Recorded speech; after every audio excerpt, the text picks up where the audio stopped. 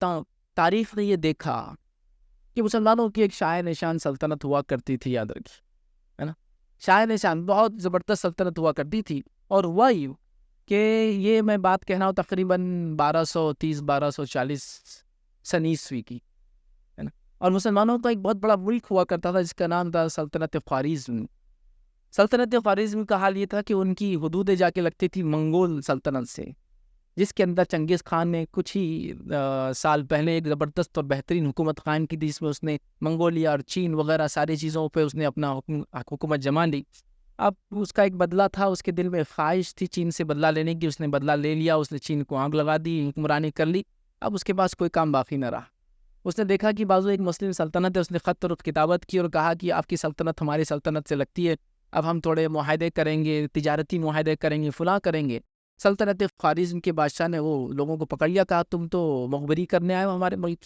اس نے دوسرے سفیر بھیجے کہ بھائی جا کر بتاؤ یہ میرے طرف سے آفیشل لوگ ہیں جو آئے ہیں آپ سے بات کرنے، اس نے ان کو قتل کر دیا۔ نتیجہ یہ ہوا کہ چنگیز خان، جس کو اب کوئی کام باقی نہیں تھا اپنے ملک سے، وہ مطمئن تھا، اپنی فساد جو اس نے دنیا میں مچایا تھا، یاد رکھیے مطمئن تھا، اس کا ذہن ادھر پھرا اور کہا کہ اب ان سے بدلہ لینا ہے۔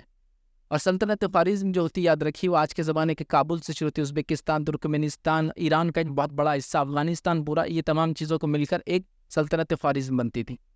اس نے رخ کیا، یاد رکھیے اپنے دو بیٹوں کو اس نے ادھر بھیجا کہ جاؤ ذرا دیکھو ان کا معاملہ کیا، چونکہ سفیر کا قتل اعلان جنگ تھا، اور وہ آئے اور انہوں نے جو دہشت مچائی اس کے اندر کہ پورا ملک کا ملک برباد کر دیا۔ 20 لاکھ سے زیادہ ملک کی آبادی تھی اور ان کے پاس آبادی کو ختم کرنے کا طریقہ یہ تھا، کنٹرول کرنے کا طریقہ یہ تھا، اور وہ قتل کر دیتے تھے۔ اس نے 18 لاکھ لوگوں کو 1.5 سال کی مدت میں قتل کیا۔ آبادی 2 ملین سے، مطلب 20 لاکھ سے گھٹ کر جو ہے 2 لاکھ ہو گئی اس پوری سلطنت۔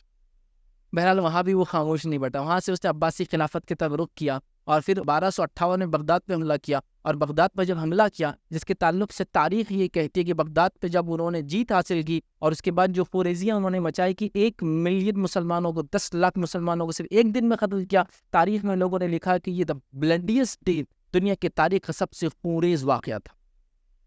اٹامک بم میں 1 لاکھ مارے گئے تھے ایک دن میں، ہیروشیما ناگاساکی میں، یہاں 10 لاکھ ایک دن میں۔ تاریخ میں اتنا بڑا خون کسی کا نہیں بہایا درد۔